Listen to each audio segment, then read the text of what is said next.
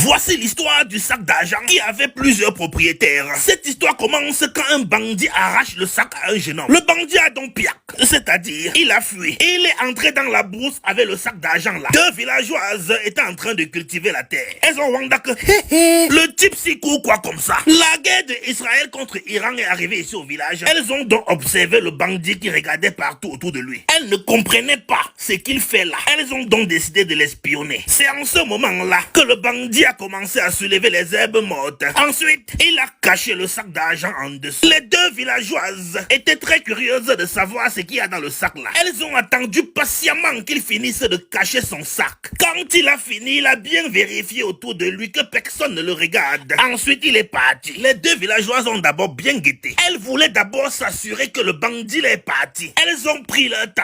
Elles ont bien guetté. Quand elles étaient sûres qu'il est parti, elles se sont dirigées immédiatement vers le sac là. Elles ont commencé à ramper dans les herbes comme les ratons laveurs. Elles ont commencé à se camoufler comme deux chats. Vous comprenez certainement pourquoi on appelle les femmes que les chats. Elles ont donc trouvé l'argent. On est riche. Beaucoup d'argent comme ça, tu sais ce qu'on peut faire avec. Nous voulons. Ah, ils vont changer. Tout d'abord le village, c'est ce soir.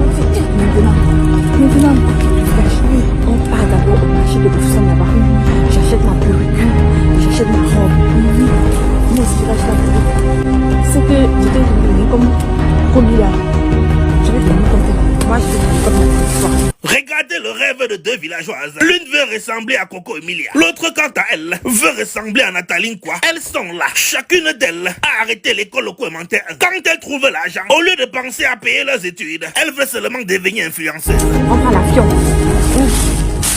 Comme ça, si notre argent même ça suffit là, on quitte notre pays quoi.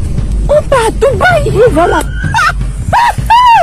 Voilà le rêve d'une villageoise. Partir à Dubaï. Tu vas voir que l'argent là n'atteint même pas 300 000. Voilà deux vilains concons qui veulent réaliser tous leurs rêves avec 300 000. Comme on dit souvent, on peut retirer une fille du village, mais on ne peut pas retirer le village de sa tête. Voilà l'autre jeune homme villageois à qui on a arraché le sac. Il est en train de pleurer comme il n'a jamais pleuré de toute sa vie. Il fait comme ça le deuil du sac quand subitement il regarde devant lui et voit son sac passer. Il dit que hop, ce n'est pas mon sac là-bas. Il s'est levé comme un soldat, arraché le sac entre la main de la fille là. Vous faites quoi avec mon sac? Ouf, ce n'est pas ton sac, c'est pour nous. C'est mon sac. C'est en ce moment-là que le tire-tire, la bagarre a commencé. L'autre villageois a commencé à lui donner les coups de poing que laisse notre sac. Lui-même, il est là-bas, il ne veut pas laisser. Il dit aux filles là que c'est mon sac. C'est mon sac. Elles ont commencé à le tirer par terre. À un moment, il s'est levé, il a donc dit aux filles là. Vous voulez jouer ma body? C'est mon sac. Toi, tu veux jouer avec nos rêves? Laissez mon sac. Non, monter dans l'avion. C'est mon sac. On va prendre le bâton. Laissez mon sac, c'est mon sac.